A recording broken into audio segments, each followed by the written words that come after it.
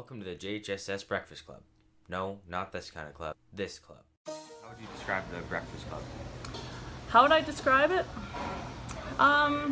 Again, it's a big social thing. It's somewhere where you can all come, hang out, grab a bite to eat.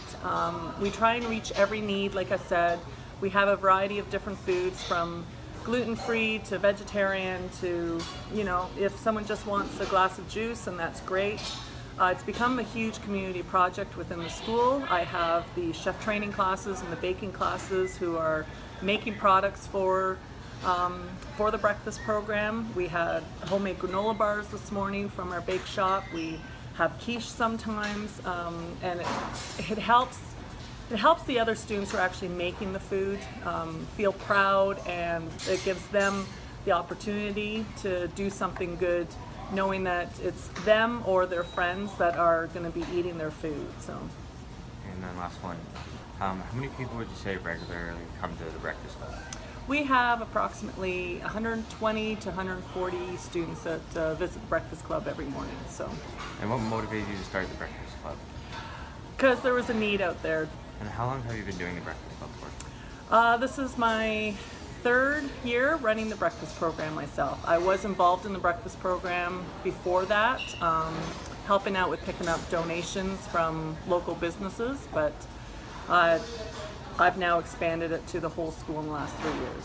Why do you think people continue to show up to the program? I think not only is it coming for food and the needs, even if it's just a juice or something, I think it's also a whole social aspect as well too. I'm finding that now that we've moved it to the Hawk's Nest, that people hang out, talk to their friends, and people feel more comfortable when they're surrounded by peers and friends.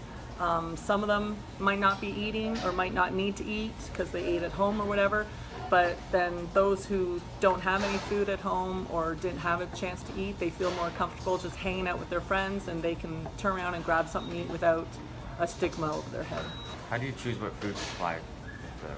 Nutrition for Learning, guidelines to follow, and we follow the Canadian Health Food Guideline. Make sure that we have fruits, vegetables, grains, and a variety of other products. Like, we'll make sure we have eggs for meats. We try and hit all the food groups. So, if you were to get the grant, how would you plan to use the money? Oh, the money always goes towards food. The rise in cost and everything, I try and get as much as I can at a cheaper by buying bulk.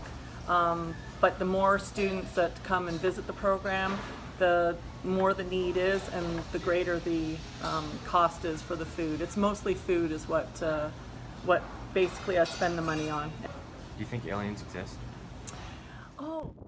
Dear Mr. Grant, we accept the fact that we had to sacrifice 6 hours of our day in school for whatever it is we did wrong. We think you're crazy for making us write an essay telling you what makes the Breakfast Club so great. You see it as you want to see it, in the simplest terms, in the most convenient definitions. What we found out is that each of us is a brain. And an athlete. And a basket case. A princess. And a criminal. To just answer your question, sincerely yours, the JHSS Breakfast Club.